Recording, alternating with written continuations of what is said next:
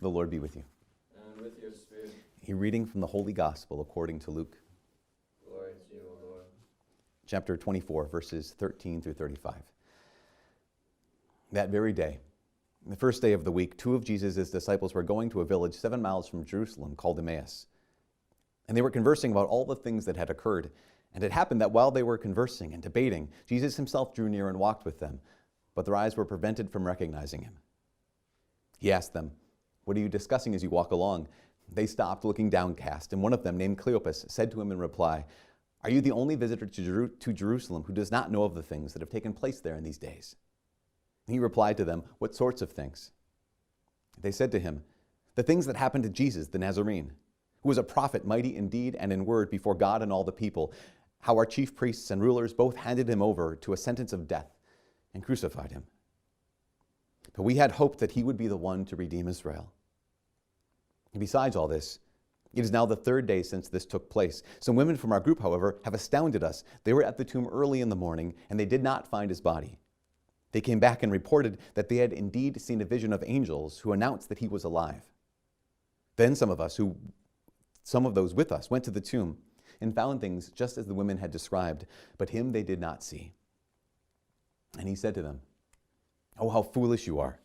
How slow of heart to believe all that the prophets spoke. Was it not necessary that the Christ should suffer these things and enter into his glory?' And then, beginning with Moses and all the prophets, he interpreted to them what referred to him in all the scriptures. As they approached the village to which they were going, he gave the impression that he was going on further, but they urged him, 'Stay with us, for it is nearly evening and the day is almost over.' So he went in to stay with them. And it happened that while he was with them at table, he took bread, said the blessing, broke it, and gave it to them. With that, their eyes were opened, and they recognized him, but he vanished from their sight. Then they said to each other, 'Were not our hearts burning within us while he spoke to us on the way and opened the scriptures for us?' So they set out at once and returned to Jerusalem, where they found gathered together the 11, and those with them who were saying, 'The Lord truly has been raised and has appeared to Simon.' Then the 2 recounted what had taken place on the way, and how he was made known to them in the breaking of the bread." The Gospel of the Lord. Praise to you, Lord Jesus Christ. So I totally understand at this point in 2020, referencing the Lord of the Rings is only, it's a hack thing, right? Because all the priests used to do this. And that makes sense because they're a bunch of nerds. But also, we do it because it was voted the best novel or best work of fiction in English literature in the last 100 years. So, I'm going to reference it. It's not just I'm a nerd, I'm also cultured. But I was thinking about, here's a setup for the Lord of the Rings, right? It starts with in the Shire, which is where these hobbits live. And these hobbits, what are they devoted to? They're devoted to peace, and they have this sense of contentment. They're absolutely comfortable, right? They're completely safe. They're incredibly secure. And then this one key figure steps into their lives, and he has news. And the news is they're not as safe as they imagined. That their lives are not as secure as they had imagined. That the world, their way of life, their peace, and their very lives were insecure. And so the consequence of this is there's 2 main characters of the hobbits, like Frodo and Sam. They have to leave home. In fact, they both spend almost the entirety of the rest of this massive novel, not home, just walking. And these 2 people, these 2 hobbits, the whole story is them walking through this world that was not home. They're walking through this world that is completely and utterly insecure. And I was thinking about those 2, Frodo and Sam, when I was reading the gospel today. You have this other couple, right? And they're walking, this couple, Cleopas, and who knows who his companion is. Some scripture scholars say that it's Mrs. Cleopas, right? So it's Mary, the wife of Clopas. That would make sense, though, if they're leaving Jerusalem. They were disciples of Jesus, and they're just going home. It would make sense that they go home together. That would make sense to me, at least. I don't know. But you can imagine, imagine their discussion that day. That here they are on Sunday, and just talking to the other disciples, and just making the decision, we're going to walk away. Making the decision, you know what, you guys, imagine announcing to the other disciples, you guys, we're just going to head home. We're kind of done. And we're really tired of We're really tired of being not home. You have that sense, right? You're just like, I just want to get back home. I want to get back to normal. And you sometimes have that sense that when you're away for a long time, you're just tired of being not home. And you just want to get back to normal. I was thinking about those three words, back to normal. That's a lot of what a lot of us are going through right now. This is all we want. Just things to get back to. I want to go back to work. I just want to go back to my schedule. I just want to go back to my routine. I want to go back to where I can see my family. I want to go back to be able to see friends. I want to go back to be able to go out. I want to be able to go back to not having to wear a mask. I want to just get back to normal. And that is, for so many of us, that's like the goal right now, is just to get back to normal. Maybe even it's this. Maybe even back to normal means I want to go back to the illusion. I want to go back to the illusion of security. I want to go back to the illusion that normal is secure. So last week we started this series called Insecure. Because there comes a time in every one of our lives where we have to be reminded that security is an illusion and certainty is a mirage. That normal is insecure. That normal is danger. That normal can get us tired, and I imagine we can identify with Sam and Frodo. I just want to go back home. I just want to go back to the Shire. I just want to pretend that there isn't so much evil in the world. I want to pretend that there isn't so much death in the world, there's much violence in the world. Or maybe like Cleopas and Mrs. Cleopas, like here they are, disciples, and what do disciples do? The disciples let go on purpose of their sources of security, and here's Cleopas and Mrs. Cleopas. We just want to get back to the source of our security. You just want to get back to all those sources in our lives of security. I can imagine them even like on the way talking just like, you know what? I'll be happy when we just get home. I'll be happy when you have that sense, right, when you're away from home for a long time, that like sense of, I'll be happy when I can sleep in my own bed. I'll be happy when I have this certain outcome. That's the thing right here, is when we say, I'll be happy when I have this certain outcome. So often our security is tied up with outcomes. Like maybe even too often, our sense of security is tied up with outcomes. So we'll say things like that. We'll say things like, yeah, oh my gosh, I'll be happy when this test is over. I'll be happy when I can get back to work. I'll be happy when I can see my parents. I'll be happy when, and that sense of like, I'll be at peace when, and that's not a lie, right? That's probably true. In fact, here on campus, not on campus, but online through this campus, this is the last week of classes for our students. And then the week after this is finals week. And I imagine that they're like, no, I'll be at peace when I get done with that test. Like that makes sense. It's not a bad thing to say. The only problem comes when we say, not just I'll be happy when, but when we say, I can only be happy if. We say, I can only have peace if. Like I'll only have joy if. Because then we realize that as long as I need certain outcomes, my life remains insecure. As long as I need certain outcomes, joy remains insecure. As long as I need a certain outcome, then my happiness and my peace and my life, again, remains insecure. Because everything is conditional. So my happiness is based off of a condition. It's based off an outcome. My joy is based off of a condition. It's always going to be fragile. My faith is always going to be fragile, and my hope is always going to be destructible, as long as it's based on outcomes. And if our outcome, like showing up to Mass today, is I can't wait to get back home, or back to normal, not home, because you're probably home, but like that sense of like, I can't wait to get back to normal. If that's the outcome, if that's the condition, I want to get back to normal, our lives will always be insecure. So we have to ask the question, like, but at the same time, there is a normal. What's the normal for Christians? Like, what is normal for the Catholic? St. Peter says it in the second reading today. It's 1 Peter chapter 1. He has this line, and he says, conduct yourselves reverently during your sojourn. Which is like, use these words that we never use, reverently, sojourn. That word sojourn, I like the New American Bible Translation. That's what we use at Mass. But sometimes it just kind of it doesn't get it wrong. It's just, there's more powerful words. What St. Peter is saying is that word sojourn is actually the word exile.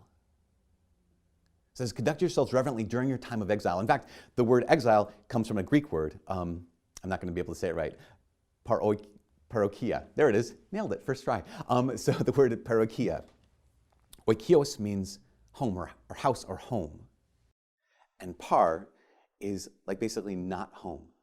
So parokia is not home. And St. Peter is saying, conduct yourselves reverently during this time of being not home. Because that's what life is for the Christian, is a life spent not home. And so Peter's like absolutely reminding these Christians, like, remember this truth, is that you're not home. This isn't home. And so what do you have to do? He says, live this life well. That's what he means when he says, conduct yourselves reverently, because I hear the word reverently and I'm like, oh, just, folded hands, like I'm very solemn, No, reverently means thoughtfully. Reverently means intentionally. It means not carelessly. So here's St. Peter saying, do not live carelessly as you live this life well. But listen, this life that you're living, you're not home. Remember this. Normal for the Christian is not home. And you have to live this life well, not carelessly, but without conditions. With a security that's not based on outcomes. That without saying something like this, without saying, something has to change in order for me to have joy. We can't say that as Christians. We can't say, something has to change for me to have peace. We can't say, we find ourselves saying that sometimes, right? Something has to change for me to have happiness. And I guess, okay, pause, caveat.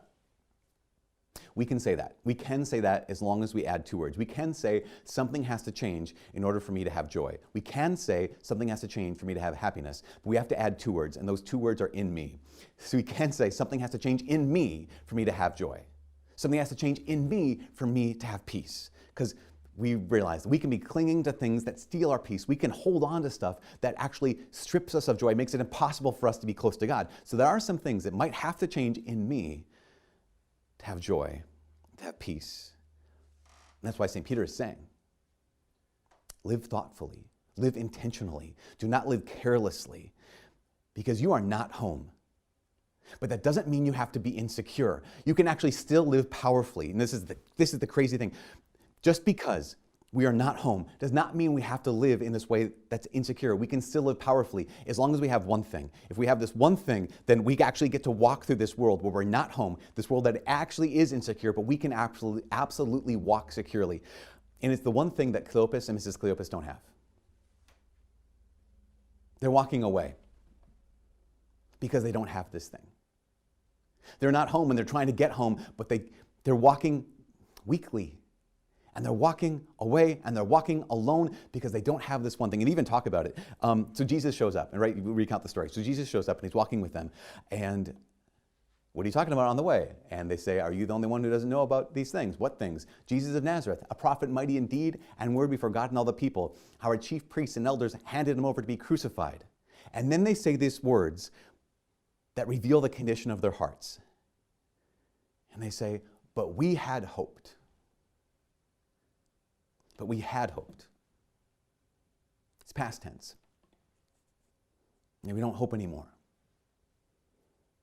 That they reveal in that moment that their faith was fragile and their hope was destructible because it was based on outcomes. They even say it was based on an outcome. We had hoped that he would be the one to redeem Israel. We had hoped that he would redeem Israel in a very specific way. We had a very specific outcome that we wanted. And when we didn't get that outcome, now we're done. Now we're going to walk away. And they lost hope. We had hoped. I think it's really important in this moment right now to also realize that they could have chosen hope. Like that was still an option. It was still on the table for them. I mean, because they go on to say, besides all this, some women from our group went to the tomb and the stone was rolled back, but the body they did not find. In fact, they saw a vision of angels telling us that he was alive, wasn't dead. The other people went and verified this. Like, hope was an option. It wouldn't have been unreasonable for them to actually trust and have hope. That wouldn't have just been a wish for them. That wouldn't have just been like I really want, that's what we use the word hope though, right? It's usually a wish. We like something I really, really want, something I really desire. I hope it's a nice day today. I hope that we can get back to work soon. That's just a vague wish. That's being optimistic. Here's the thing. Christians are not optimists. Christians are not optimists. Being an optimist is someone who just has this vague wish for life. I have this idea of positive thinking, and that's not what Christians are. In fact, optimism can kill you. So you might know the story of Admiral James Stockdale. James Stockdale. He was a Navy admiral. He was a pilot in the Vietnam War.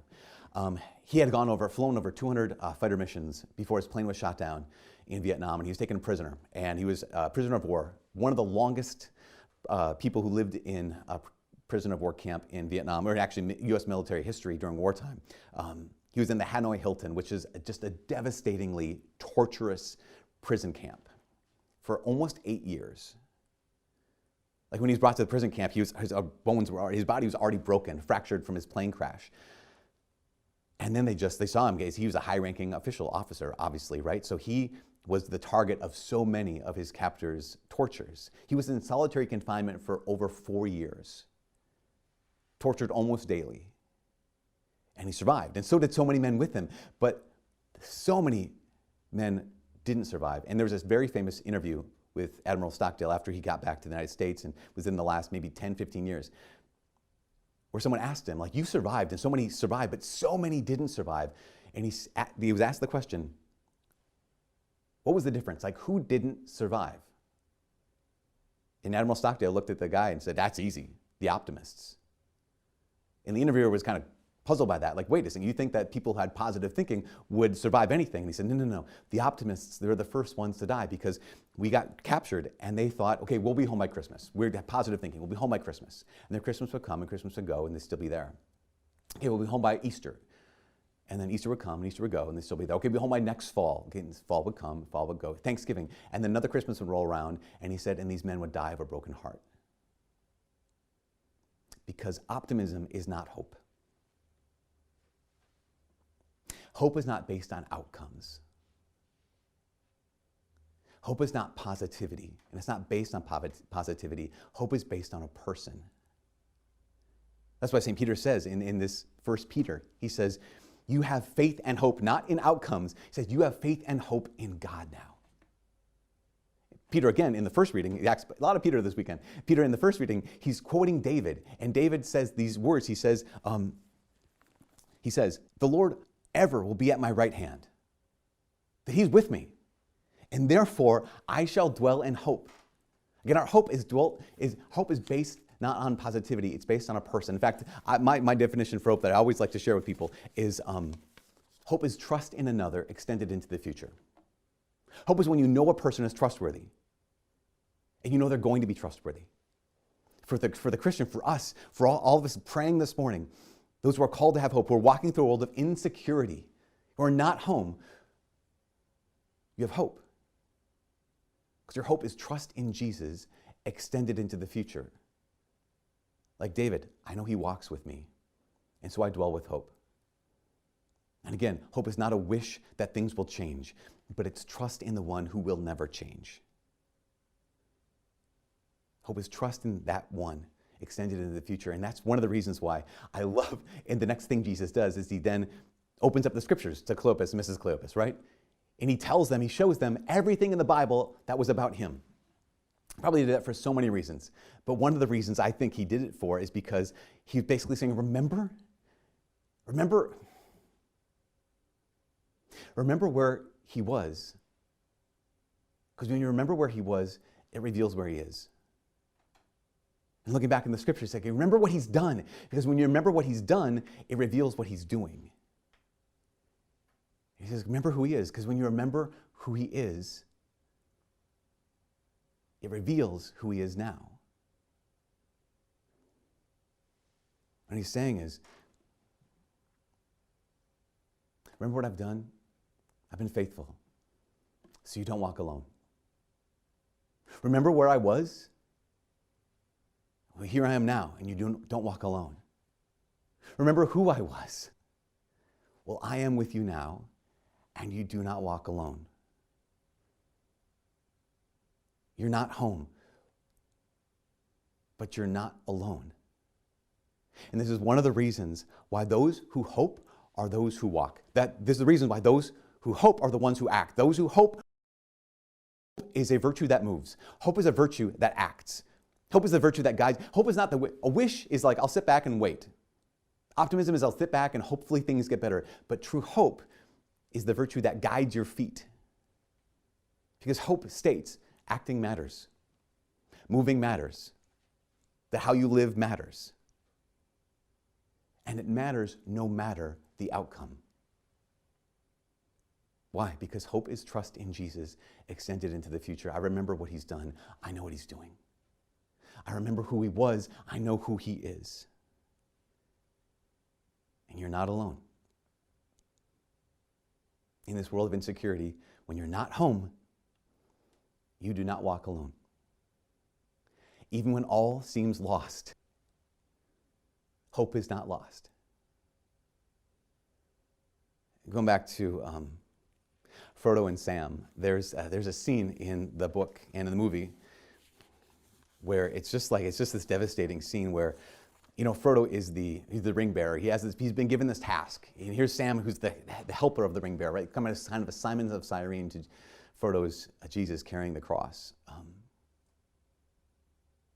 and Frodo is absolutely beaten down, right? Just tired of being not home.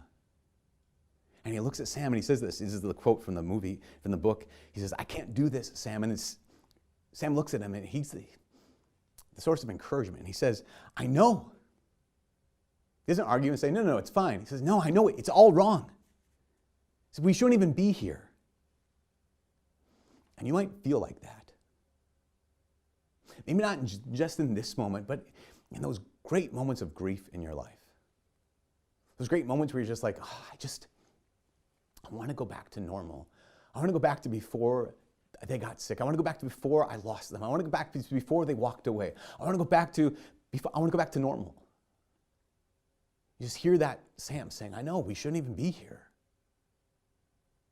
But he goes on to say, he says, it's like in the great stories, Mr. Frodo. He says, the ones that really mattered, they were full of darkness and danger, and sometimes you didn't want to know how they would end.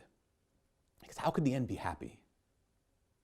How could the world go back to the way that it was when so much bad had happened? How can things go back to normal? Is there even a home when so much bad had happened? And he says, but in the end, it's only a passing thing, this shadow. Even darkness must pass. A new day will come, and when the sun shines, it'll shine out all the clearer. And those were the stories that stayed with you, that meant something, even if you were too small to understand why. But I think, Mr. Frodo, I do understand. I know now that the folk in those stories had lots of chances of turning back, only they didn't. They kept going because they were holding on to something. And then defeated Frodo says, what are we holding on to, Sam? And Sam looks at his friend and he says, that there's some good in this world, Mr. Frodo, and that it's worth fighting for. So even when we're not home, hope is the virtue that moves us, that we can keep walking, that we can keep fighting. Because here's the thing, J.R.R. Tolkien, Catholic man, he says The Lord of the Rings is a Catholic book. And so Tolkien, even though he says there is some good, and even though he didn't put it in this book and put it in this scene, Tolkien knows the good has a name. There is some good in this world, and it's worth fighting for. Tolkien knew the name of this good. His name is Jesus. The only one who is good. The one who's entered into suffering, entered into death. The one who left his home to be with us so we wouldn't walk alone. And there is some good in this world. And it's worth fighting for because you do not walk alone. You trust in him. That he's here now and he will be there at the end. That he is here now and he will be here at the end. And this is the last thing. We have hope until the end. We have hope until the end. Because there's going to come a moment